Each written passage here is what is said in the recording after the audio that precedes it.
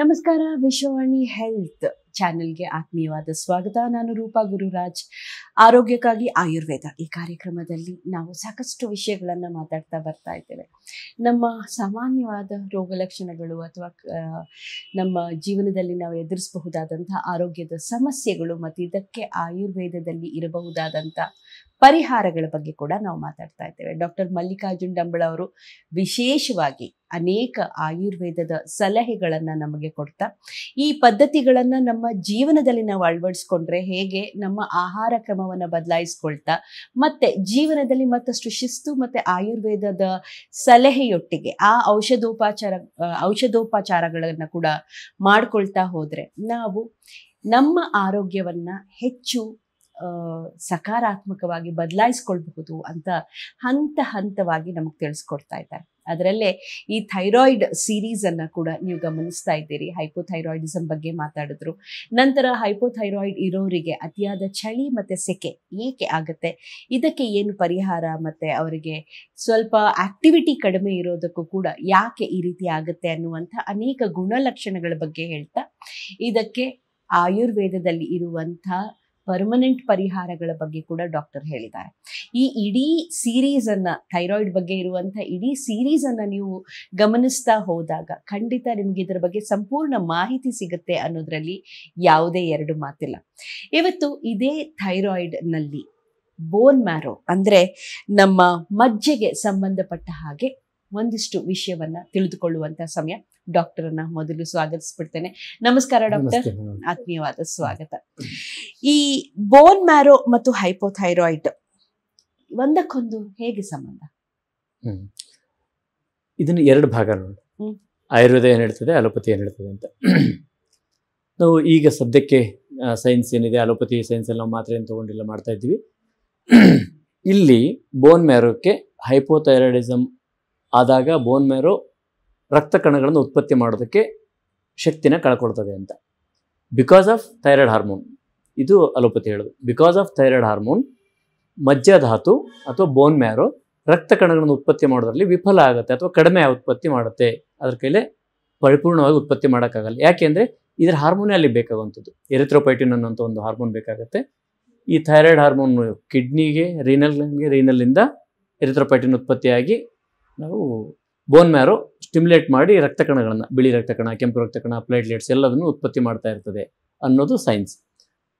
ನಾವು ಹುಡುಕಿ ನೋಡಿದರೆ ಬೋನ್ ಮ್ಯಾರೋನ ಏನಾದರೂ ಗಟ್ಟಿ ಮಾಡೋದ್ರಿಂದ ಥೈರಾಯ್ಡ್ಗೆ ಏನಾದರೂ ಹೆಲ್ಪ್ ಆಗುತ್ತೆ ಅಂದರೆ ಇಲ್ಲ ಅಂತ ಹೇಳ್ತದೆ.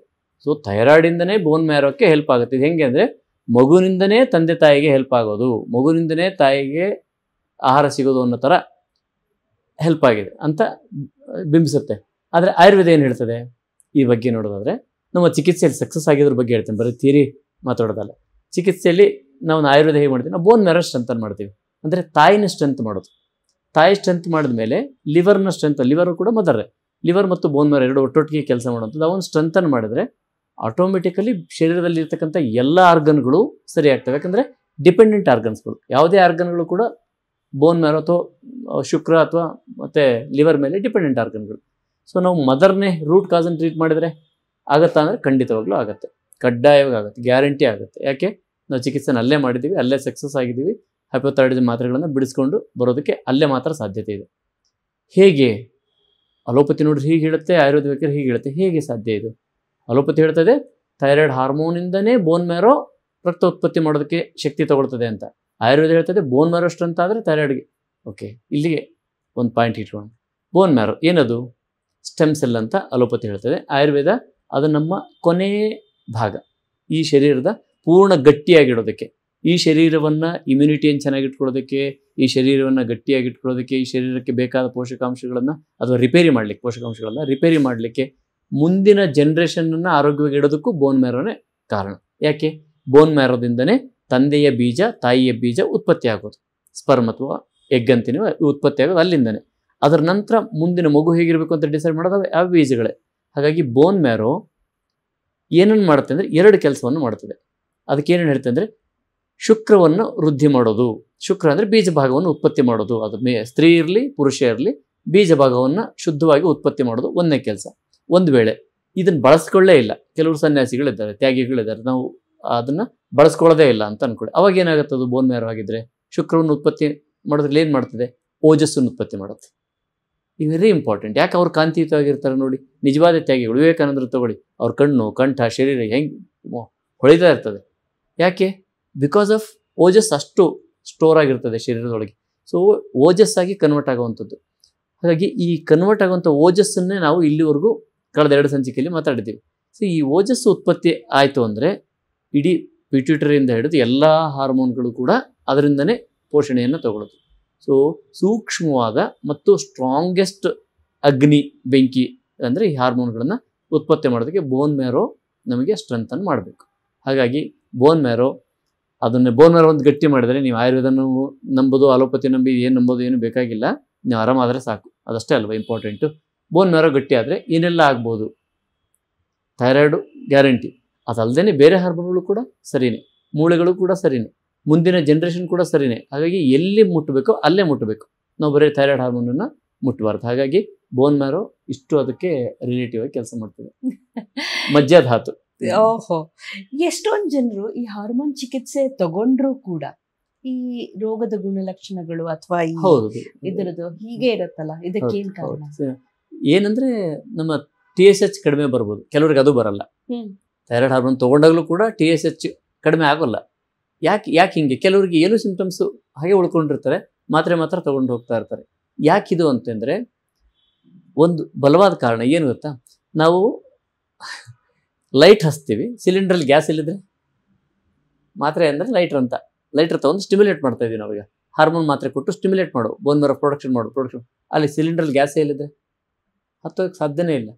ಸೊ ಇಷ್ಟೇ ವಿಷಯ. ಇದಕ್ಕೆ ಯಾಕೆ ಹಾಗೆ ಉಳ್ಕೊಳ್ತದೆ ಅಂದರೆ ಬೋನ್ ಮ್ಯಾರೋದಲ್ಲಿ ಏನೂ ಸ್ಟ್ರೆಂತ್ ಇರಲಿಲ್ಲ, ತಾನು ಪ್ರೊಡಕ್ಷನ್ ಮಾಡೋಕ್ಕೆ ಆಗಲ್ಲ. ಆ ಟೈಮಲ್ಲಿ ನಾವೇನೇ ಕೊಟ್ಟರೂ ಕೂಡ, ಎಂಥ ಹಾರ್ಮೋನ್ ಮಾತ್ರೆ ಕೊಟ್ಟರು ಕೂಡ ಅದು ಕಡಿಮೆ ಆಗಕ್ಕೆ ಬರಲ್ಲ ಅದಕ್ಕೆ. ಯಾಕಂದರೆ ರಾ ಮೆಟೀರಿಯಲ್ಲೇ ಇಲ್ಲ. ರಾ ಮೆಟೀರಿಯಲ್ ಇದ್ದರೆ ರಕ್ತ ಪ್ರೊಡಕ್ಷನ್ ಆಗ್ತಿತ್ತು. ರಾ ಮೆಟೀರಿಯಲ್ ಇದ್ದರೆ ರಕ್ತ ಪ್ರೊಡಕ್ಷನ್ ಆದಾಗ ವಾಪಸ್ಸು ಬ್ರೈನ್ಗೆ ಮೆಸೇಜ್ ಹೋಗುತ್ತಾ ಸಫಿಷಿಯೆಂಟ್ ಅಂತ, ಆವಾಗ ಅದು ತಾನೇ ಕರೆಕ್ಷನ್ ಎಲ್ಲ ಮಾಡ್ಕೋತಿತ್ತು. ಪ್ರೊಡಕ್ಷನ್ ಏನೇ ಕೊಟ್ಟರು ಪ್ರೊಡಕ್ಷನ್ ಆಗ್ತಿಲ್ಲ. ಎಷ್ಟೇ ಕಡ್ಡಿಗೆ ಇರಿದ್ರು ಹಚ್ಕೊಳ್ಳೋಕ್ಕೆ ಏನು ಕಟ್ಟಿಗೆನೂ ಇಲ್ಲ, ಏನೂ ಇಲ್ಲ. ಇದು ಕಾರಣ. ಸೊ ನಾವು ಹಾಗಾಗಿ ಬೋನ್ ಮ್ಯಾರೋ ಸ್ಟ್ರೆಂಥನ್ ಮಾಡೋದು ಅನಿವಾರ್ಯ. ನೀವು ಎಷ್ಟೇ ಸ್ಟಿಮ್ಯುಲೇಟ್ ಕೊಟ್ಟರು ಸ್ಟ್ರೆಂತ್ ಆಗಬೇಕಲ್ಲ. ಹಾಗಾಗಿ ಯಾರಿಗೆ ಹೈಪೋಥೈರಾಯ್ಡಿಸಮ್ ಮಾತ್ರೆ ತೊಗೊಂಡೂ ಕೂಡ ಏನೂ ಲಕ್ಷಣ ಕಮ್ಮಿ ಆಗ್ತಾಯಿಲ್ಲ, TSH ಕಮ್ಮಿ ಆಗ್ತಿಲ್ಲ ಅಂದರೆ ಅಂದ್ಕೊಳ್ಳಿ ರಾ ಮೆಟೀರಿಯಲ್ ಇಲ್ಲ. ಯಾವ್ದು ರಾ ಮೆಟೀರಿಯಲ್ಲು? ಹಾಲು, ಮೇಲ್ಮೇಲಿನ ನೀರು ಅಲ್ಲ, ತುಪ್ಪದಂಥದ್ದು, ಬೋನ್ ಮ್ಯಾರೋ ಅಂಥದ್ದು, ತುಂಬ ಓಜಸ್ ಅಂಥದ್ದು ರಾ ಮೆಟೀರಿಯಲ್ ಇಲ್ಲ ಅಂತ. ಸೊ ಅದನ್ನು ರಿಫಿಲ್ ಮಾಡಲೇಬೇಕು. ಮಾಡೋದಕ್ಕಾಗುತ್ತಾ? ಖಂಡಿತ ಆಗುತ್ತೆ. ಅದನ್ನು ಅದೇ ರೀತಿ ಚಿಕಿತ್ಸೆಯಲ್ಲಿ ಹೋಗಬೇಕು, ಬೋನ್ ಮ್ಯಾರೋನ ಸರಿ ಮಾಡೋವಂಥದ್ದು. ನಾವು ಏನೇ ಮಾಡಿದ್ರೂ ಬೋನ್ ಮ್ಯಾರೋಕ್ಕೆ ಚಿಕಿತ್ಸೆನ ಮಾಡಬೇಕು. ಆವಾಗ ಮಾತ್ರ ಲಕ್ಷಣಗಳು ನಿವೃತ್ತಿ ಆಗ್ತವೆ. ಬಿಡಿ, ನಿಮ್ಮ ಥೈರಾಯ್ಡ್ ಹಾರ್ಮೋನನ್ನು ಆಮೇಲೆ ಚೆಕ್ ಮಾಡ್ಕೊಳ್ಬೇಕಿದ್ರೆ ಲಕ್ಷಣಗಳು ನಿವೃತ್ತಿ ಆಗುತ್ತೆ. ಯಾವುದು ಸಿಮ್ಟಮ್ಸ್ ನನಗೆ ಇಲ್ಲವೇ ಇಲ್ಲ, ನಾನೊಂದು 20 ವರ್ಷದ ಹಿಂದೆ ನನಗೆ ಏನು ಸಿಮ್ಟಮ್ ಇಲ್ಲದ ಹೇಗಿದ್ನೋ ಹಾಗೇ ಇದ್ದೀನಿ ಅಂತ 1-2 ತಿಂಗಳಲ್ಲೇ ರಿಪೋರ್ಟ್ ಬರೋಷ್ಟು ಅಂದರೆ ಹೇಳೋಷ್ಟು ಆರಾಮಾಗ್ತೀರ. ಅದು ಇಂಪಾರ್ಟೆಂಟೇ ಹೊರತು ಕೇವಲ ಒಂದು ಪೇಪರಲ್ಲಿ ಬರೋ ರಿಪೋರ್ಟ್ ಅಲ್ಲ. ಪೇಪರಲ್ಲ, ರಿಪೋರ್ಟೇ ಅದು, ಆದರೆ ಅದೊಂದೇ ಇಂಪಾರ್ಟೆಂಟ್ ಅಲ್ಲ ಅಂತ. ಹಾಗಾಗಿ ಲಕ್ಷಣ ನಿವೃತ್ತಿನ ಹೆಚ್ಚು ಗಮನ ಕೊಡಬೇಕು. ನಾವು ಆರೋಗ್ಯವಾಗಿರೋದು ಲಕ್ಷಣ ಏನು? ನಾವು ಆರೋಗ್ಯವಾಗಿ ಇರಬೇಕು ಅಷ್ಟೇ, ರಿಪೋರ್ಟ್ ಅಲ್ಲ. ರಿಪೋರ್ಟ್ ಆಮೇಲೆ ಇಂಥದ್ದು ಕೆಲಸ, 2ನೇ ಭಾಗ. ಹಾಗಾಗಿ ನಾವು ಆರೋಗ್ಯವಾಗಿ ಖಂಡಿತವಾಗ್ಲೂ ಆಗ್ತೀವಿ ಬೋನ್ ಮ್ಯಾರೋನ ಟ್ರೀಟ್ ಮಾಡಬೇಕು. ಈ ಆಯುರ್ವೇದ ಮಜ್ಜಿಗೆ ಯಾಕೆ ಇಷ್ಟೊಂದು ಮಹತ್ವವನ್ನು ಕೊಡುತ್ತೆ? ಓಕೆ, ಆಯುರ್ವೇದದಲ್ಲಿ ಸಪ್ತಧಾತುಗಳು ಅಂತಿದೆ. ರಸ, ರಕ್ತ, ಮಾಂಸ, ಮೇದ, ಅಸ್ಥಿ, ಮಜ್ಜ ಮತ್ತು ಶುಕ್ರ, 7 ಧಾತುಗಳು ಒಟ್ಟು. ಈ ಸಪ್ತಧಾತುಗಳು 7 ಧಾತುಗಳೇನಿದೆ, ಈ 7 ಧಾತುಗಳಲ್ಲಿ ಒಂದೊಂದು ಧಾತು ಒಂದೊಂದು ಕೆಲಸವನ್ನು ಮಾಡ್ತಾ ಹೋಗ್ತದೆ. ಬೋನ್ ಮ್ಯಾರೋ ಏನು ಮಾಡ್ತದೆ ಅಂತ ನೋಡೋಣ. ಸೊ ಬೋನ್ ಮ್ಯಾರೋ ಅಥವಾ ಮಜ್ಜಾಧಾತು ಏನು ಕೆಲಸ ಮಾಡ್ತದೆ? ಇದಕ್ಕೆ ನಮ್ಮ ಸೂಕ್ಷ್ಮ ಸ್ನಾಯುಗಳು ಅಂದರೆ ನರಮಂಡಲ, ಬ್ರೈನ್ ಮತ್ತು ಸ್ಪೈನಲ್ ಕಾರ್ಡ್ ಮತ್ತು ನರಗಳಿಲೆಲ್ಲ ಹಬ್ಬಿದ್ದಾಳೆ ಕೈಗೆ ಕಾಲಿಗೆ, ಆ ಎಲ್ಲ ನರಗಳಿಗೆ ಊಟವನ್ನು ಕೊಡುವಂಥದ್ದು ಬೋನ್ ಮ್ಯಾರೋ. ಮೆದುಳು ಚೆನ್ನಾಗಿದ್ದರೆ ನಾವು ಚೆನ್ನಾಗಿರ್ತೀವೋ ಇಲ್ವಾ? ಮೆದುಳು ಚೆನ್ನಾಗಿದ್ದರೆ ಮಾತ್ರ ಇದೆಲ್ಲ ಉಳಿದದ್ದೆಲ್ಲ ನಡೀತದೆ. ಮೆದುಳಲ್ಲಿ ವ್ಯತ್ಯಾಸ ಆಯಿತು ಅಂದರೆ ಉಳಿದದ್ದೆಲ್ಲದು ವ್ಯತ್ಯಾಸ ಆಗೋದೆ. ಹಾಗಾಗಿ ಮೂಲತಃ ಮೆದುಳಿಗೆ ಶಕ್ತಿಯನ್ನು ತುಂಬುವಂಥದ್ದು. ಎರಡನೇದು ಒಂದು ಭಾಗ ಎಸೆನ್ಸ್ ಅಲ್ಲೇ ಆಯಿತು. ಎರಡನೇದು ಲಿವರ್ಗೆ. ಲಿವರ್ ಎಲ್ಲಿ ಕೆಲಸ? ಇದು ತುದಿ ಕೆಲಸ ಅಲ್ಲ, ಬುಡದ ಕೆಲಸ, ಬುನಾದಿ ಇದು. ಯಾಕಂದರೆ ಆಹಾರ ತೊಗೊಂಡ ತಕ್ಷಣ ಅಲ್ಲಿಂದನೇ ಸರಿ ಮಾಡ್ಕೋಬೇಕಲ್ಲ. ಲಿವರ್ನ ತುಂಬ ಹೆಲ್ದಿಯಾಗಿಡುವಂಥದ್ದು ಬೋನ್ ಮ್ಯಾರೋ. ಇವತ್ತು ಫ್ಯಾಟಿ ಲಿವರ್ ಅಂತ ಒದ್ದಾಡ್ತಾ ಇದ್ದೀವಿ, ಸಿರೋಸಿಸ್ ಆಫ್ ಲಿವರ್ ಅಂತ ಹಾಳು ಮಾಡ್ಕೋತಾ ಇದ್ದೀವಿ. ಲಿವರ್ನಂತೂ ಅದಕ್ಕೆ ಏನು ತಿನ್ನಬಾರ್ದು ಅದೆಲ್ಲದೂ ತಿಂದು ಲಿವರ್ನ ಪೆಟ್ ಮಾಡ್ಕೋತಾ ಇದ್ದೀವಿ. ಸೊ ಲಿವರ್ಗೆ ಸಪೋರ್ಟ್ ಮಾಡಬೇಕು ಅಂದರೆ ಬೋನ್ ಮ್ಯಾರೋನೇ. ಯಾಕೆಂದರೆ ಯಾವ್ಯಾವ ಮಜ್ಜಾಧಾರ ಕಲ, ಸಾಯವ ಪಿತ್ತಧಾರ ಕಲ ಅಂತ ಕರೀತಾರೆ. ಪಿತ್ತಧಾರ ಕಲ ಅಂದರೆ ಲಿವರೇ ಅದು. ಸೊ ಪಿತ್ತ ಎಲ್ಲಿ ಉತ್ಪತ್ತಿ ಆಗುತ್ತೋ, ಪಿತ್ತ ಅಂದರೆ ಅಗ್ನಿನೇ. ಬಲ ಚೆನ್ನಾಗಿ ಬರಬೇಕು ಅಂದರೆ ಬೋನ್ ಮ್ಯಾರೋದಿಂದನೇ ಬೇಕು. ಸೊ ಈ ಭಾಗ, ತಳದ ಭಾಗ ಮತ್ತು ಮೇಲ್ಭಾಗ, ಇದ್ರ ಮಧ್ಯಕ್ಕಿರೋಂತಕ್ಕಂಥ ಎಲ್ಲ ಧಾತುಗಳನ್ನು ಸರಿ ಮಾಡೋ ಕೆಪಾಸಿಟಿ ಬೋನ್ ಮ್ಯಾರೋ ಇದೆ. ಹಾಗಾಗಿ ಆಯುರ್ವೇದ ತುಂಬ ಇಂಪಾರ್ಟೆನ್ಸನ್ನು ಬೋನ್ ಮ್ಯಾರೋ ಕೊಡುತ್ತೆ. ಇನ್ನು ಎರಡನೇ ಭಾಗ ಬೋನ್ ಮ್ಯಾರೋ ಮತ್ತೇನು ಮಾಡ್ತದೆ, ಸದೃಢವಾದ ಮುಂದಿನ ಜನ್ರೇಷನ್ ಕೊಡ್ತದೆ. ಅದರಿಂದನೇ ಬರೋದು. ಬೋನ್ ಮ್ಯಾರೋ ಚೆನ್ನಾಗಿ ಇಟ್ಕೊಂಡ್ರೆ ಮಾತ್ರ ಮುಂದಿನ ಜನ್ರೇಷನ್ ಸದೃಢವಾಗಿ ಬರೋದಕ್ಕೆ ಸಾಧ್ಯ. ಶುಕ್ರಧಾತು 7ನೇ ಧಾತು. ಇದು ಏನಿದ್ರ ಕೆಲಸ ಅಂದರೆ ಗರ್ಭೋತ್ಪಾದನ ಕ್ರಿಯೆ ಅಂತ ಹೇಳ್ತಾರೆ ಅಷ್ಟೇ. ಶುಕ್ರಧಾತುವಿನ ಕೆಲಸ ಏನು, ಗರ್ಭವನ್ನು ಉತ್ಪತ್ತಿ ಮಾಡುವಂಥದ್ದು. ಹಾಗಾದರೆ ಶುಕ್ರಧಾತುವನ್ನು ಬಳಸದೇ ಇದ್ದರೆ ಗರ್ಭೋತ್ಪತ್ತಿ ಮಾಡೋದು ಸರಿ. ನಾವು ಗರ್ಭ ಸಂಸ್ಕಾರವನ್ನು ಸಾಕಷ್ಟು ಮಾಡ್ತೀವಿ, ಚೈತನ್ಯ ಗರ್ಭ ಸಂಸ್ಕಾರ ಅಂತ ಹೇಳಿ ಮಾಡ್ತೀವಿ. ಯಾಕೆ, ಬೋನ್ ಮ್ಯಾರೋನ್ ಚೆನ್ನಾಗಿ ಮಾಡಿಬಿಟ್ರೆ, ಅಲ್ಲಿಂದ ಬೀಜ ಚೆನ್ನಾಗಿ ಬಂದರೆ ನೀವು ಮಗುನ ಸರ್ಕಸ್ ಮಾಡಿ ಅದಕ್ಕೆ ಔಷಧಿ ಕೊಟ್ಟು ರಿಪೇರಿ ಮಾಡೋ ಅವಶ್ಯಕತೆ ಇಲ್ಲ. ಯಾವ ಡಿಸೀಸು ಬರಲ್ಲ. ಸಣ್ಣ ಪುಟ್ಟ ಅಲ್ಲ, ದೊಡ್ಡ ದೊಡ್ಡ ಡಿಸೀಸ್ಗಳು ಯಾವುದು ಬರಲ್ಲ.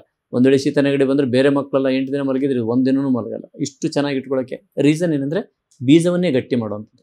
ಹಾಗಾಗಿ ಇದು ಬೀಜವನ್ನು ಚೆನ್ನಾಗಿ ಮಾಡೋದ್ರಿಂದ ನೆಕ್ಸ್ಟ್ ಜನ್ರೇಷನ್ ಕೂಡ ಇವತ್ತು ಹೈಪೋಥೈರಾಯ್ಡಿಸಮ್ ಅಂತ ಸಫರ್ ಮಾಡ್ತಾ ಇರೋರು, ತುಂಬ ಸಿವಿಯರ್ ಸಫರ್ ಮಾಡ್ತಾ ಇರೋದಕ್ಕೆ ರೀಸನ್ ಏನಂದರೆ ನಮ್ಮ ಹಿಂದಿನ ತಂದೆ ತಾಯಿ ಅಜ್ಜ ಅಜ್ಜಿ ಈ ಜನ್ರೇಷನ್ನವರು ಈ ರೀತಿಯ ಕಳಪೆ ಆಹಾರಗಳನ್ನು ತಿಂದು ಅಡುಗೆ ಮನೆಯನ್ನು ನೆಗ್ಲೆಕ್ಟ್ ಮಾಡಿಕೊಂಡು ಆ ರೀತಿ ಬೀಜದಿಂದ ಈ ಶರೀರ ಬಂದಿದ್ದರೆ ಕಡ್ಡಾಯವಾಗಿ ಇದು ತೊಂದರೆ ಅನುಭವಿಸುತ್ತೆ. ನಿಮ್ಮ ಜನ್ರೇಷನ್ಗೆ ನೆಕ್ಸ್ಟ್ ಜನ್ರೇಷನ್ಗೆ ಹೋಗಬಾರ್ದಲ್ಲ, ಅದು ಬೋನ್ ಮ್ಯಾರೋದಲ್ಲೇ ಇದೆ. ಹಾಗಾಗಿ ಆಯುರ್ವೇದಕ್ಕೆ ತುಂಬ ಇಂಪಾರ್ಟೆನ್ಸ್ ಕೊಡುತ್ತೆ. ಇನ್ನು ಮುಂದಿನ ಇಂಪಾರ್ಟೆನ್ಸ್ ಏನಪ್ಪ ಅಂದರೆ ಬೋನ್ ಮ್ಯಾರೋಗೆ, ಒಂದು ವೇಳೆ ಬೋನ್ ಮ್ಯಾರೋನ ಅಂದರೆ ಗರ್ಭೋತ್ಪಾದನೆ ಕ್ರಿಯೆಗೆ ಈ ಶರೀರವನ್ನು ತೊಡಗಿಸ್ಕೊಳ್ಳಿಲ್ಲ ವ್ಯಕ್ತಿ ಅಂದರೆ ಏನು ಮಾಡುತ್ತೆ ಅಂದರೆ ಅಷ್ಟನ್ನು ಕೂಡ ಓಜಸ್ಸಾಗಿ ಕನ್ವರ್ಟ್ ಮಾಡುತ್ತೆ. ಓಜಸ್ ಏನು ಕೆಲಸ, ಓಜಸ್ಸು ನಮ್ಮನ್ನು ಮನುಷ್ಯನ ಹಂತದಿಂದ ದೇವನ ಹಂತಕ್ಕೆ ಏರಿಸುವಂಥದ್ದು. ಕುಂಡಲಿನಿ ಶಕ್ತಿ ಜಾಗೃತ ಮಾಡಿ ಸಹಸ್ರಾರದವರೆಗೂ ಮುಟ್ಟಿಸೋದಕ್ಕೆ ಬೇಕಾಗುವಂಥದ್ದು ಓಜಸ್ಸೆ. ಆ ಓಜಸ್ ಅನ್ನುವಂಥದ್ದು ಬಲವಾಗಿ ಅಕ್ಯುಮುಲೇಟ್ ಆಗ್ತಾ ಹೋಗ್ತದೆ ಶರೀರದಲ್ಲಿ. ಇನ್ನು ಈ ಪ್ರಪಂಚ ಅನ್ನೋದು ಎಲ್ಲದೂ ಕೂಡ ತಂದು ಅನ್ನೋ ಭಾವನ ಉತ್ಪತ್ತಿ ಮಾಡೋಕ್ಕೆ ಸ್ಟಾರ್ಟ್ ಮಾಡುತ್ತೆ. ಇಲ್ಲಿ ಎಲ್ಲದೂ ಒಳ್ಳೆಯದಾಗಿ ಕಾಳಕ್ಕೆ ಸ್ಟಾರ್ಟ್ ಮಾಡುತ್ತೆ. ಕೊನೆಗೆ ಇದು ಏನಾಗಬೇಕು, ಮನುಷ್ಯನ ಉದ್ದೇಶ ಏನಿದೆಯೋ ಅದನ್ನು ರೀಚ್ ಮಾಡಿಸೋದಕ್ಕೆ ಬೇಕಾಗುವಂಥದ್ದು ಬೋನ್ ಮ್ಯಾರೋನು. ಹಾಗಾಗಿ ಆಯುರ್ವೇದ ಬೋನ್ ಮ್ಯಾರೋಕ್ಕೆ ಅತ್ಯಂತ ಹೆಚ್ಚು ಮಹತ್ವವನ್ನು ಕೊಟ್ಟು ಅದನ್ನು ಪೋಷಣೆ ಮಾಡ್ತದೆ. ಅದನ್ನು ಕಳ್ಕೊಬಾರ್ದು. ಬೋನ್ ಮ್ಯಾರೋ ಅಂದರೆ ಬುನಾದಿ ಅಂತ, ಸ್ಟೆಮ್ ಸೆಲ್ ಅಂತ ಕರಿತೀವಿ, ಅದು ಬುನಾದಿನಿ. ನಾನು ಬುನಾದಿನೇ ಅಳ್ಳಾಡಿಸ್ಕೊಂಡು ಬಿಲ್ಡಿಂಗಿನ ಚೆನ್ನಾಗಿ ಇಟ್ಕೊಳ್ಳೋಕ್ಕಾಗಲ್ಲ. ಹಾಗೆ ಬುನಾದಿನ ಮಾತ್ರ ತುಂಬ ಚೆನ್ನಾಗಿ ಇಟ್ಕೊಳ್ಳೋದಕ್ಕೆ ಬೋನ್ ಮ್ಯಾರೋ ಅನಿವಾರ್ಯವಾಗಿ ನಾವು ಅಲ್ಲೇ ಗಮನ ಕೊಡ್ತೀವಿ. ಸಾಮಾನ್ಯ ಜನರು ಈ ಬೋನ್ ಮ್ಯಾರೋ ಅಥವಾ ಮಜ್ಜೆಯನ್ನ ಬಲವಾಗಿ ಇಳಿಸ್ಕೋಬೇಕು ಅಂತ ಆದ್ರೆ ಏನ್ ಮಾಡ್ಬೇಕು? ಇದು ಇನ್ನೊಂದು ಪಾರ್ಟ್. ಈಗ ಪುಸ್ತಕ ಓದಿ ಊಟ ಮಾಡೋದು ಫಸ್ಟ್ ಬಿಡಬೇಕು. ಬೋನ್ ಮ್ಯಾರೋ ಅಂದ ತಕ್ಷಣ ಅಲ್ಲಿ ಪ್ರೋಟೀನ್ ಇದೆ ಅಂತ ನಮಗೆ ತಲೆಯಲ್ಲಿ. ನೋಡಿ, ಈ ಹಾರ್ಮೋನ್ಗಳ ಬಗ್ಗೆ ಒಂದಷ್ಟು ಮಾಹಿತಿನ ಕೊಡೋಕ್ಕೆ ಇಷ್ಟಪಡ್ತೀನಿ. ಸ್ಪೆಷಲ್ ಹಾರ್ಮೋನ್ಸ್ ಅಂತ ಕೆಲವಿದ್ದಾವೆ. ಅವು ಕೇವಲ ಪ್ರೋಟೀನಿಂದ ಆಗಿಲ್ಲ, ಪ್ರೋಟೀನ್ ಮತ್ತು ಕಾರ್ಬೋಹೈಡ್ರೇಟ್ ಮಿಕ್ಸ್ ಆಗಿರುವಂಥ ಹಾರ್ಮೋನ್ಸ್ ಇವೆಲ್ಲವು. ಗ್ಲೈಕೋಪ್ರೋಟೀನ್ಸ್ ಅಂತ ಕರಿತೀವಿ. ಹೈಯೆಸ್ಟ್ ಹಾರ್ಮೋನ್ಸ್ ಈ ಪಿಟ್ಯೂಟರಿ ಆದರೂ ಅಷ್ಟೇ, ನಿಮ್ಮ FSH ಫಾಲಿಕ್ಯುಲರ್ ಸ್ಟಿಮ್ಯುಲೇಟಿಂಗ್ ಹಾರ್ಮೋನ್ ಅಂದರೆ ಸ್ತ್ರೀ ಭಾಗದಲ್ಲಿ ಶರೀರದಲ್ಲಿ ಎಗ್ಗನ್ನು ಉತ್ಪತ್ತಿ ಮಾಡುವಂಥದ್ದಾಗಲಿ, ಪುರುಷರಲ್ಲಿ ಸ್ಪರ್ಮ್ ಉತ್ಪತ್ತಿ ಮಾಡುವಂಥದ್ದು ಭಾಗ ಆಗಲಿ, ಲ್ಯೂಟಿನೈಸಿಂಗ್ ಹಾರ್ಮೋನ್ ಆಗಲಿ, ನಮ್ಮ ಗ್ರೋತ್ ಹಾರ್ಮೋನ್ ಆಗಲಿ, ಥೈರಾಯ್ಡ್ ಹಾರ್ಮೋನ್, ಈ ಹಾರ್ಮೋನ್ಗಳು ಕೀ ಹಾರ್ಮೋನ್ಸ್ ಏನಿದ್ದಾವಲ್ಲ ಇವೆಲ್ಲವೂ ಕಾರ್ಬೋಹೈಡ್ರೇಟು ಮತ್ತು ಪ್ರೋಟೀನ್ ಎರಡರಲ್ಲೂ ಮಿಕ್ಸ್ ಆಗಿರುವಂಥದ್ದು, ಕೇವಲ ಪ್ರೋಟೀನಿಂದ ಆಗಿಲ್ಲ. ಇವತ್ತು ಪುಸ್ತಕ ಓದೋದು, ಅರ್ಧ ತಿಳ್ಕೊಳ್ಳೋದು, ನಮ್ಮಂಥ ಯೂಟ್ಯೂಬರ್ಸ್ನ ಹಾಗೆ ಯಾರು ಏನು ಬೇಕಾದ್ರೂ ಹೇಳ್ತಾರೆ ಪ್ರೋಟೀನ್ ತಿನ್ನಿ ಅದಾಗತ್ತೆ ಇದಾಗತ್ತೆ ಅಂತ, ಬರೀ ಅದೊಂದೇ ತಿಂತ ಹೋಗಿದ್ರೆ ಸಪೋರ್ಟಿವೇ ಇಲ್ಲ. ಸೊ ಒಂದೇ ಗಾಲಿಯಿಂದ ಓಡಿಸೋಕೆ ಹೋಗ್ತೀನಿ ನಾವು ಅಂದರೆ ಏನೂ ನಡೆಯಲ್ಲ. ಗಾಳಿ ಹೋಗಿ ಇನ್ನೊಂದು ಬೇಕಲ್ಲ, ಆ ಇನ್ನೊಂದು ಇಲ್ಲದೆ ಇರೋದ್ರಿಂದ ಒಂದನ್ನೇ ಅವಲಂಬಿಸ್ಕೊಂಡು ಇದೊಂದೇ ಒಳ್ಳೆಯದು, ಇದು ಕೆಟ್ಟದ್ದು, ತುಪ್ಪ ಕೆಟ್ಟದ್ದು, ಎಣ್ಣೆ ಕೆಟ್ಟದ್ದು, ಕಾರ್ಬೋಹೈಡ್ರೇಟ್ ಕೆಟ್ಟದ್ದು, ಬರೀ ಪ್ರೋಟೀನ್ ಒಳ್ಳೆಯದು, ಈ ಥರ ಮಾಡ್ಕೊಂಡು ಹೋಗಿದ್ದರಿಂದ ನಾವು ಈ ಡ್ಯಾಮೇಜನ್ನು ಮಾಡ್ಕೋತಾ ಇದ್ದೀವಿ. ನಾಟ್ ಓನ್ಲಿ ಥೈರಾಯ್ಡ್, ಕಿಡ್ನಿ ಹಾಳು ಮಾಡ್ಕೊಳ್ತಾ ಇರೋದು ಇದರಿಂದನೇ, ಲಿವರ್ ಹಾಳು ಮಾಡ್ಕೊಳ್ತಾ ಇರೋದ್ರಿಂದನೇ, ಗಟ್ಟನ್ನು ಹಾಳು ಮಾಡ್ಕೊಳ್ತಾ ಇರೋದ್ರಿಂದನೇ, ಬ್ರೈನ್ಗೆ ತುಂಬ ಒತ್ತಡ ಬಿದ್ದು ತುಂಬ ಟೆನ್ಷನ್ ಮಾಡ್ಕೊಳ್ತಾ ಇರೋದು ಇದರಿಂದನೇ, ಹಾರ್ಟ್ ಅಟ್ಯಾಕ್ಸ್ ಆಗ್ತಾ ಇರೋದು ಇದರಿಂದನೇ, ಸಣ್ಣ ಪುಟ್ಟ ವಿಷಯಕ್ಕೆ ತುಂಬ ಆ್ಯಂಗ್ಸೈಟಿ ನ್ಯೂರೋಸಿಸ್ ಅಂತ ಕ್ರಿಯೇಟ್ ಆಗ್ತಿಲ್ಲ ಅದು ಅದಕ್ಕೆ. ಸೊ ಇವೆಲ್ಲ ಏನು ನಡೀತಾ ಇದ್ದಾವೋ ಇವೆಲ್ಲ ಅನಾಹುತಗಳು ಅಂತ ದೊಡ್ಡ ದೊಡ್ಡ ಕಾಯಿಲೆಗಳನ್ನು ಹೇಳ್ತಾ ಇದ್ದೀವೋ ಇದೆಲ್ಲದಕ್ಕೂ ಹೀಗೆ ಇಂಬ್ಯಾಲೆನ್ಸ್ ಮಾಡ್ಕೊಂಡು ತೊಗೊಳ್ತಾ ಇದ್ದೀವಿ. ಹಾಗಾದ್ರೆ ಏನು ಮಾಡಬೇಕು? Balanced diet. ಆಯುರ್ವೇದ ಸ್ಪಷ್ಟವಾಗಿ ಹೇಳ್ತದೆ, ಮಧುರ ರಸ ಪ್ರಧಾನವಾದ ಆಹಾರವನ್ನು ಸೇವಿಸಿ. ಮಧುರ ಅಂದ ತಕ್ಷಣ ಸ್ವೀಟ್ ಅಂತ ಅನ್ಕೋಬಾರ್ದು, ನೀವು ಕಾರ್ಬೋಹೈಡ್ರೇಟ್ ಅಂತ ಅನ್ಕೊಳ್ಳಿ. ಸ್ವೀಟ್ ಅನ್ಕೊಂಡ್ಬಿಟ್ರೆ ತಪ್ಪು ಅರ್ಥ ಮಾಡ್ಕೊಂಡ್ಬಿಡ್ತೀವಿ. ಇದನ್ನು ನಿಜವಾಗ್ಲೂ ಅಲೋಪತಿ ಸೈನ್ಸ್ ಕೂಡ ಅದನ್ನೇ ಹೇಳುತ್ತೆ. ಯಾಕೆ ಹೀಗೆ ಪ್ರಚಾರ ಆಗ್ತಾ ಇದೆಯೋ ಗೊತ್ತಿಲ್ಲ ನನಗೆ. ಕಾರ್ಬೋಹೈಡ್ರೇಟನ್ನು ಕನಿಷ್ಠ 55% ಇರಬೇಕು ಅಂತ ಅಲೋಪತಿ ಹೇಳ್ತದೆ, ಆಯುರ್ವೇದ 66% ಇರಬೇಕು ಅಂತ ಆಯುರ್ವೇದ ಹೇಳ್ತದೆ. ಬಟ್ ಸ್ಟಿಲ್ ನಾವು ಕಾರ್ಬೋಹೈಡ್ರೇಟನ್ನು ನೆಗ್ಲೆಕ್ಟ್ ಮಾಡಿ ಬರೀ ಪ್ರೋಟೀನ್ ತಿನ್ನೋದನ್ನು ರೂಢಿ ಮಾಡ್ಕೊಳ್ತಾ ಇದ್ದೀವಿ. 55%ನ್ನು ಸೈಂಟಿಫಿಕಲಿ ಹೇಳ್ತಾರೆ, ಅದು ಆ್ಯಕ್ಚುಲಿ 66%. ಅದರ ನಂತರ ಪ್ರೋಟೀನ್ ಎಷ್ಟು ಬೇಕು ಅಂದರೆ ಇನ್ನು 20% ಪ್ರೋಟೀನ್ ಬೇಕು. ಅದರ ನಂತರ ಫ್ಯಾಟ್ ಎಷ್ಟು ಬೇಕು, ಮತ್ತೆ 20% ಫ್ಯಾಟ್ ಬೇಕು. ಸೊ ಹೀಗೆ ಪ್ರೋಟೀನ್ ಮತ್ತು ಫ್ಯಾಟ್ಗಳು ಆ ಎರಡಕ್ಕಿಂತಲೂ ಕಾರ್ಬೋಹೈಡ್ರೇಟ್ ಹೆಚ್ಚು ಬೇಕು ಅಂತ. ಯಾಕಂದ್ರೆ ನಿರಂತರವಾಗಿ ಕೆಲಸಕ್ಕೆ ಬೇಕಾಗುವಂಥದ್ದು ಎನರ್ಜಿ ಕೊಡೋದು ಅದೇ. ಈ ಇಂಬ್ಯಾಲೆನ್ಸನ್ನು ಮಾಡ್ಕೊಂಡಿರೋದ್ರಿಂದ ಇಂಬ್ಯಾಲೆನ್ಸ್ ಮಾಡ್ಕೊಂಡು ಈ ಹಂತವನ್ನು ತಂದ್ಕೊಂಡಿದ್ದೀವಿ. ಹಾಗಾದ್ರೆ ಏನು ಮಾಡಬೇಕು? ಬ್ಯಾಲೆನ್ಸ್ ಡಯಟ್ 3 ವಿಷಯಗಳನ್ನ ಫಾಲೋ ಮಾಡೋಣ. ಬಹಳ ಸರಳವಾದ್ದು. ಬ್ಯಾಲೆನ್ಸ್ ಡಯಟ್ ಅಂದರೆ ಮೊದಲು ರಸ ಪ್ರಧಾನವಾಗಿರ್ತಕ್ಕಂಥ ಏನು ಹೇಳಿದ್ನಲ್ಲ ಹೀಗೆ ಕಾರ್ಬೋಹೈಡ್ರೇಟು, ಪ್ರೋಟೀನು, ಫ್ಯಾಟು ಪ್ರಧಾನವಾಗಿ ಅದನ್ನು ಅಷ್ಟಷ್ಟೇ ಪ್ರೊಪೋರ್ಷನಾಲಿಟಿ ತೊಗೊಳ್ಳೋದು ಒಂದನೇದು. ಎರಡನೇದು, ಯಾವುದೇ ಕಾರಣಕ್ಕೂ ಹಿಂದಿನ ದಿನದ ಆಹಾರವನ್ನು ತೊಗೊಬಿಡಿ. ನೀವು ಕಾರ್ಬೋಹೈಡ್ರೇಟ್ ತೊಗೊಂಡ್ರು ಸರಿ, ಇದು ತೊಗೊಂಡ್ರು ಸರಿ, ಫ್ಯಾಟ್ ಏನು ತೊಗೊಂಡ್ರು ಕೂಡ ಹಿಂದಿನ ದಿನ ತೊಗೊಂಡ್ರೆ ಅದು ಪೆಟ್ಟಾಗಿ ಡ್ಯಾಮೇಜ್ ಆಗುತ್ತೆ. ಮೂರನೇದಾಗಿ, ಈ ಅಗ್ನಿನೇ ನಾವು ಇಲ್ಲಿವರೆಗೂ ಮಾತಾಡ್ತಾ ಇದ್ದೀವಿ, ಈ ಅಗ್ನಿ ಬಲವನ್ನು ಮೀರಿ ಆಹಾರವನ್ನು ತಿನ್ನಬಾರ್ದು. ಅಗ್ನಿ ಬಲವನ್ನು ಮೀರಿ ತಿನ್ನೋದು ಅಂದ್ರೇನು? ಇಷ್ಟು ಅಗ್ನಿ ಇರ್ತದೆ, ಇಷ್ಟು ಆಹಾರ ತಿನ್ನೋದು. ಈಗ ಹಸಿವಾಗಿ ಅಗ್ನಿ ಬಂದಿದೆ, ಇನ್ನು ಬಿಟ್ಟು 3 ತಾಸು ಬಿಟ್ಟು ತಿನ್ನೋದು. ಅಂದರೆ ಅಗ್ನಿ ಬಲವನ್ನು ಮೀರಿ ಅಗ್ನಿಯನ್ನು ಸಮಸಮವಾಗಿ, ಇವಾಗ ಬೆಂಕಿ ಹಚ್ಚಿ ಯಾವಾಗಲೂ ಅಕ್ಕಿ ಹಾಕೋದು, ಬೆಂಕಿ ಆಫ್ ಮಾಡಿದ ಮೇಲೆ ಅಕ್ಕಿ ಹಾಕೊಳ್ಳೋದು, ಹೀಗೆ ಮಾಡಿದರೆ ಅನ್ನ ಆಗೋದೇ ಇಲ್ಲ. ಹಾಗೆ ಈ ಶರೀರದಲ್ಲಿ ಕೂಡ ಯಾವಾಗಲೂ ತಿಂದು ಯಾವಾಗಲೂ ಮಾಡಿಕೊಂಡ್ರೆ, ಸೊ ಈ 3 ಫಾಲೋ ಮಾಡಿದ್ರೆ ಸಾಕು. ಪ್ರಪೋರ್ಷನೇಟಾಗಿ ಆಹಾರ ಇರಬೇಕು, ಸರಿಯಾಗಿ ಪಚನ ಆಗಿರಬೇಕು, ಅಂದರೆ ಜೀರ್ಣ ಅಂದರೆ ಪಾಕ ಆಗಿರಬೇಕು. ಆಹಾರ ಸರಿಯಾದ ಪಾಕ ಅಂದರೆ ನೀರಿನಲ್ಲಿ ಚೆನ್ನಾಗಿ ಬೆಂದಿರಬೇಕು ಅಂತ. ಅದರ ನಂತರ ಸರಿಯಾದ ಸಮಯದಲ್ಲಿ ಸರಿಯಾದ ಪ್ರಮಾಣವನ್ನು ಊಟ ಮಾಡೋದು. ಇವಿಷ್ಟನ್ನು ಮಾಡಿದ್ರೆ ಬೋನ್ ಮ್ಯಾರೋ ತುಂಬ ಚೆನ್ನಾಗಿ ಇಟ್ಕೋತೀವಿ. ಇವಿಷ್ಟನ್ನು ಮೀರಿ ಇನ್ನೊಂದು ವಿಷಯ ಇದೆ, ಊಟದ ಹೊರತಾಗಿ. ಎಲ್ಲರೂ ಇವತ್ತು ಏನು ಕೇಳ್ತಾ ಇದ್ದೀವಿ ಅಂದರೆ, ಬರೀ ಇದನ್ನು ತಿಂದ್ರೆ ಒಳ್ಳೇದಾ, ಅದನ್ನು ತಿಂದ್ರೆ ಒಳ್ಳೇದಾ, ಇದು ತಿಂದ್ರೆ ಒಳ್ಳೇದಾ, ಸೊ ಇದರಿಂದ ಹೆಚ್ಚಾಗುತ್ತಾ ಅದರಿಂದ ಹೆಚ್ಚಾಗುತ್ತೆ, ಇಷ್ಟೇ. ಇವ್ಯಾವ ತಿಂದ್ರೂ ಉಪಯೋಗ ಆಗದೇ ಇರೋವಂಥ 2 ಪಾಯಿಂಟ್ಗಳಿದಾವೆ. ಏನದು ಅಂತಂದರೆ, ಎಲ್ಲವೂ ತಿಂದ್ವಿ, ನಿದ್ದೆ ಮಾಡಲಿಲ್ಲ, ಹೋಯ್ತು, ಉಂಡಿದ್ದೆಲ್ಲ ವೇಸ್ಟ್ ಅದು. ಯಾಕೆ? ನಿದ್ದೆ ಮಾಡಿಲ್ಲ ಅಂದ ತಕ್ಷಣ ಅಗ್ನಿ ಹಾಳಾಗ್ತದೆ, ನೇರವಾಗಿ ಅಗ್ನಿ ಹಾಳಾಗುತ್ತೆ. ಇವೆಲ್ಲವನ್ನೂ ತಿಂದ್ವಿ, ವ್ಯಾಯಾಮ ಮಾಡಲಿಲ್ಲ, ಹೋಯ್ತು, ಆವಾಗಲೂ ಅಗ್ನಿ ಹಾಳಾಗ್ತದೆ, ಏನೂ ಸಿಗಲ್ಲ. ಸೊ ನಾವು ತಿಂತೀವಿ, ವ್ಯಾಯಾಮ ಮಾಡಲ್ಲ, ಅದು ವೇಸ್ಟು. ತಿಂತೀವಿ, ನಿದ್ದೆ ಮಾಡಲ್ಲ, ಆವಾಗಲೂ ವೇಸ್ಟು. ಸೊ ಇನ್ನೆರಡು ಪಿಲ್ಲರ್ಗಳು ಅವೆರಡು. ಇದು ಆಹಾರ ಒಂದು ಭಾಗ ಆದರೆ ನಿದ್ದೆ ಇನ್ನೊಂದು ಭಾಗ, ಶಾರೀರಿಕ ವ್ಯಾಯಾಮ ಇನ್ನೊಂದು ಭಾಗ. ಇವಿಷ್ಟಿದ್ರೆ ಮಾತ್ರ ಬರೀ ಥೈರಾಯ್ಡ್ ಅಲ್ಲ, ಎಲ್ಲದನ್ನೂ ಸರಿ ಇಟ್ಕೊಳ್ಬೋದು. ಹಾಗಾಗಿ ಆಹಾರ ಪದ್ಧತಿನ ಸೂಕ್ತವಾಗಿ ಮೇಂಟೈನ್ ಮಾಡಿ. ಇದೊಂದಷ್ಟು ಸಮಯ ತಗೊಳ್ಬೋದು. ನೀವು ಇವತ್ತು ಮೇಂಟೈನ್ ಮಾಡಿ ನಾಳೆ ಸರಿ ಆಗೋದಲ್ಲ, ಒಂದು 6 ತಿಂಗಳು ಟ್ರೈ ಮಾಡಿ. ಈ ಆಹಾರ ಪದ್ಧತಿ ಸರಿ ಇಲ್ಲ ಅಂತ ಅಂದ್ಕೊಂಡ್ರೆ ನೀವು ಆಮೇಲೆ ಏನಾದ್ರು ಮಾಡುವಂತೆ ಫಸ್ಟ್ ಇದನ್ನು ಪ್ರಯತ್ನ ಮಾಡೋಕ್ಕೆ ಪ್ರಾರಂಭ ಮಾಡಿ. ನೀವು ಶಾರೀರಿಕವಾಗಿ ಆರಾಮಾಗಿರ್ತೀರಾ ಇರಲ್ವ ಅಂತ ಆಮೇಲೆ ನೋಡಿ. ಬರೀ ಕಾರ್ಬೋಹೈಡ್ರೇಟು, ಪ್ರೋಟೀನು ಇದೇ ಕ್ಯಾಲ್ಕುಲೇಷನಲ್ಲಿ ಜೀವನ ಹಾಳು ಮಾಡ್ಕೊಳ್ಳೋದು ಬೇಡ. ಒಂದು ಸಾಮಾನ್ಯ ಜೀವನ, ಅದರಲ್ಲೂ ವಿಶೇಷವಾಗಿ ನಮ್ಮ ಭಾರತೀಯ ಪದ್ಧತಿಯ ನಮ್ಮ ಅಜ್ಜಿ ತಾತಂದ್ರು ಯಾವ ಪದ್ಧತಿಯನ್ನು ಆಚರಿಸ್ಕೊಳ್ತಾ ಬಂದಿದ್ದಾರೋ, ದೇಸಿ ಧಾನ್ಯಗಳ ಮೂಲಕ ಅಥವಾ ಒಂದು ನಮ್ಮ ಅಡಿಗೆ ಮನೆಯಲ್ಲಿ ನಾವೇ ಅಡಿಗೆ ಮಾಡಿ ದಿನನಿತ್ಯ ಆ ಅಡಿಗೆ ಮನೆಯಲ್ಲಿ ಶುದ್ಧವಾಗಿ ಅಡಿಗೆ ಮಾಡಿ ಊಟ ಮಾಡೋದ್ರಿಂದ ಒಂದಿಡೀ ಜನಾಂಗ ಆರೋಗ್ಯವಾಗಿರುತ್ತೆ ಅನ್ನುವಂಥ ಒಂದು ಮೌಲ್ಯವನ್ನು ಬಹಳ ಚೆನ್ನಾಗಿ ಇವತ್ತು ಡಾಕ್ಟರ್ ತಿಳಿಸ್ಕೊಟ್ರು. ಅದೇನೇ ಆಗಲಿ, ಹಿಂದಿನ ದಿನದ ಆಹಾರವಾಗಿರಬಹುದು ಅಥವಾ ಸ್ಟೋರ್ಡ್ ಫುಡ್ ಅಂತ ನಾವೇನು ಕರಿತೀವಿ, ನಾವು ಯಾವುದೇ ಬೇಕ್ರಿ ಎಂಥ ಹೋಟೆಲಲ್ಲೇ ತಗೊಂಡ್ರೂ ಕೂಡ ಅದನ್ನು ಅವತ್ತೇ ಮಾಡಿದ್ದಾರೆ ಅನ್ನೋದಕ್ಕೆ ಯಾವುದೇ ಗ್ಯಾರಂಟಿ ಇಲ್ಲ. ಇದೆಲ್ಲವೂ ಕೂಡ ಮತ್ತೆ ನಮ್ಮ ಮಜ್ಜೆಯನ್ನು ಹಾಳು ಮಾಡ್ತಾ ಹೋಗುತ್ತೆ. ಇದು 1-2 ದಿನದಲ್ಲಿ ಆಗುವಂಥದ್ದಲ್ಲ, ವರ್ಷಾನ್ಗಟ್ಲೆ ನಾವಿದನ್ನು ಹಾಳು ಮಾಡಿಕೊಂಡು ಮತ್ತೆ ಅದನ್ನು ಕೆಲವೇ ದಿನಗಳಲ್ಲಿ ಸರಿ ಮಾಡ್ಕೊಳ್ಳೋದಕ್ಕೆ ಸಾಧ್ಯನೇ ಇಲ್ಲ. ನಾವು ಹಾಳಾಗೋದಲ್ಲದೆ ನಮ್ಮ ಮುಂದಿನ ಜನರೇಷನ್ನ ಕೂಡ ನಾವು ಇದರಿಂದ ಹಾಳು ಮಾಡ್ತಾ ಇರ್ತೇವೆ. ನಮ್ಮ ಮಕ್ಕಳಿಗೆ ಆರೋಗ್ಯ ಕಡಿಮೆ ಅಥವಾ ಅವರಿಗೆ ರೆಸಿಸ್ಟೆನ್ಸ್ ಕಡಿಮೆ, ಈ ನಿರೋಧಕ ಶಕ್ತಿ ಕಡಿಮೆ ಆಗಿದೆ ಅಂದರೆ ಬಹುಶಃ ನಮ್ಮ ಜೀವನ ಕ್ರಮವೂ ಕೂಡ ಅದಕ್ಕೆ ಬಹಳಷ್ಟು ಕಾರಣ ಆಗುತ್ತೆ ಅನ್ನೋದನ್ನ ನಾವಿವತ್ತು ಅರ್ಥ ಮಾಡ್ಕೋಬೇಕು. ಎಲ್ಲಿ ನಾವು ತಪ್ಪು ಮಾಡ್ತಾ ಇದ್ದೀವೋ ಅಲ್ಲಿ ನಮ್ಮ ಮಕ್ಕಳಿಗೆ ನಾಳೆ ತಿದ್ದೋದಕ್ಕೆ ಅವಕಾಶನೇ ಇಲ್ದಂಗೆ ನಾವು ಮಾಡ್ಕೊಂಡು ಬಿಟ್ಟಿರ್ತೇವೆ. ಈ ಡ್ಯಾಮೇಜ್ ತುಂಬಾ ಜಾಸ್ತಿ ಆಗೋಕ್ ಮುಂಚೆ ನಾವ್ ಎಚ್ಚೆತ್ಕೋಬೇಕು ಅಲ್ವಾ ಡಾಕ್ಟರ್? ಹೌದು. ಆದ್ರೆ ಇವತ್ತಿನ ಧಾವಂತದ್ದು ಅದಕ್ಕೆ ಎಲ್ರಿಗೂ. ಇದಕ್ಕೀಗ ನಾನು ಇಷ್ಟು ಮಾತಾಡಿದ ಮೇಲೆ ಕಮೆಂಟ್ಸ್ ಏನ್ ಬರ್ತವೆ ಅಂದ್ರೆ, ಹಾಗಾದ್ರೆ ನಾವ್ ಇವತ್ತಿನ ಜೀವನದಲ್ಲಿ ಬದುಕೋಕೆ ಆಗಲ್ಲ ಡಾಕ್ಟ್ರೆ, ಈಗ ಹಿಂಗೆ ಇದೆ ಅಲ್ವಾ, ಹೆಂಗ್ ಬದುಕಬೇಕಾಗಿದೆ? ಓಕೆ, ಇಲ್ಲಿ ಆಪದ್ ಧರ್ಮ ಅಂತ ಒಂದಿದೆ, ಎಮರ್ಜೆನ್ಸಿ ಧರ್ಮ ಅಂತಿದೆ. ಅಯ್ಯೋ ಒಂದು ತಿನ್ಲೇಬೇಡಿ ಅಂದಾಗ ನಾವು ಹೇಗೆ ಮಾಡೋದು ಅಂತ ಒಂದು ಆಪದ್ ಧರ್ಮನ ಯಾವತ್ತೂ ಧರ್ಮ ಮಾಡ್ಕೋಬಾರ್ದು, ಅದು ಯಾವತ್ತೂ ಅದೇ ಸಿದ್ಧ ಮಾಡ್ಕೋಬಾರ್ದು. ಎಲ್ಲ ಹೊರಗಡೆ ಹೋಗಿದಾರ, ಹಸುವಾಗಿಬಿಟ್ಟಿದೆ, ಏನು ತಿನ್ನಕ್ಕಿಲ್ಲ, ಏನಾದ್ರು ತಿನ್ನಿ, ತೊಂದರೆ ಇಲ್ಲ, ಏನೂ ಆಗಲ್ಲ. ಯಾಕಂದರೆ ಅಗ್ನಿ ಅಷ್ಟು ಪೊಟೆಂಟಾಗಿ ಕೆಲಸ ಮಾಡುತ್ತೆ. ಹೊಟ್ಟೆ ತುಂಬ ತಿನ್ಬೇಡ್ರಿ ಅಷ್ಟೇ. ಹೊರಗಡೆ ಹೋಗಿಬಿಟ್ಟಿದೆ, ಏನೂ ಸಿಗ್ತಾ ಇಲ್ಲ, ಬರೀ ಬಿಸ್ಕೆಟ್ ಸಿಗ್ತಾ ಇದೆ, ತಿನ್ನಿರಿ. 4 ಬಿಸ್ಕೆಟ್ ತಿಂದು ಒಂದಿಷ್ಟು ನೀರು ಕುಡಿದ್ರಿ ಏನಾಗುತ್ತೆ? ಆದ್ರೆ ನೀವು ಒಂದು ಪ್ಯಾಕ್ ಬಿಸ್ಕೆಟ್ ತಿಂದರೆ ಹೊಟ್ಟೆ ತುಂಬಿಸೋಣ ಅಂತ ಹಿಡಿಸಾಕ್ಬಿಡ್ತದೆ. ಸೊ ಹಾಗಂತ ಅದು ಉಪವಾಸ ಇರಬೇಕು. ಹಣ್ಣು ತಿನ್ರಿ, ಹಣ್ಣು ಸಿಗ್ತವೆ ಯಥೇಚ್ಛವಾಗಿ, ಹಣ್ಣುಗಳು ತಿಂದ್ಕೊಳ್ಳಿ. ಸೊ ಏನು ಸಿಗುತ್ತೋ, ಎಲ್ಲೋ ಒಂದು ಮದುವೆ ಮನೆಗೆ ಹೋದ್ರಿ ಅಥವಾ ಎಲ್ಲೋ ಒಂದು ಕಡೆ, ಇವತ್ತು ತಿಂಗಳಿಗೆ 15 ಮದುವೆ ಮಾಡೋವಂಥವ್ರು ಇದ್ದಾರೆ, 2 ದಿನಕ್ಕೊಂದು ಮದುವೆ ಹೋಗೋದೆ. ಸೊ ಹಿಂಗಲ್ಲ, ಎಲ್ಲೋ ಒಂದು ದಿವಸ ಹಬ್ಬದಲ್ಲೋ ಅಥವಾ ಎಲ್ಲೋ ಒಂದು ಫಂಕ್ಷನಲ್ಲೋ ಏನೋ ಒಂದು ತಿಂದ್ಬಿಟ್ರೆ ಏನೋ ಅನಾಹುತ ಆಗಿ ಬೆಂಕಿ ಹತ್ಕೊಳ್ಳಲ್ಲ. ಅದಕ್ಕೆ ಎಕ್ಸ್ಕ್ಯೂಸ್ ಇರ್ತದೆ. ಅವಾಗ ಮಾಡ್ಬೇಕಾಗಿರೋದು ಇಷ್ಟೇ ಕೆಲಸ, ಹಸುವಾಗಿದೆಯಾ ಆಗಿಲ್ವಾ. ಹಸುವಾಗಿಲ್ಲ ಅಂದರೆ ಓಕೆ ಇಲ್ಲಿ ಕ್ಯಾರಿ, ಹಸುವಾಗಿದೆ ಅಂದರೆ ಒಂದಷ್ಟು ಹಣ್ಣು ತಿನ್ಬೋದು, ಒಂದಷ್ಟು ಏನು ಸಿಗುತ್ತೋ ಅದು ತಿನ್ನಿ. ಏನು ಸಿಗುತ್ತೋ ಇಂಥದ್ದು ಅಂತ ಆಯ್ಕೆ ಮಾಡ್ಕೊಳ್ಳೋದು ಬೇಡ. ಇವತ್ತಿನ ಬದುಕೆ ಆಗಿದೆ. ಏನು ಕಡಿಮೆ ಪ್ರಮಾಣದಲ್ಲಿ ತಿಂದುಬಿಟ್ರೆ ಅಷ್ಟನ್ನು ಜೀರ್ಣ ಮಾಡಾಗ್ತದೆ, ಏನೂ ತೊಂದರೆ ಮಾಡಲ್ಲ.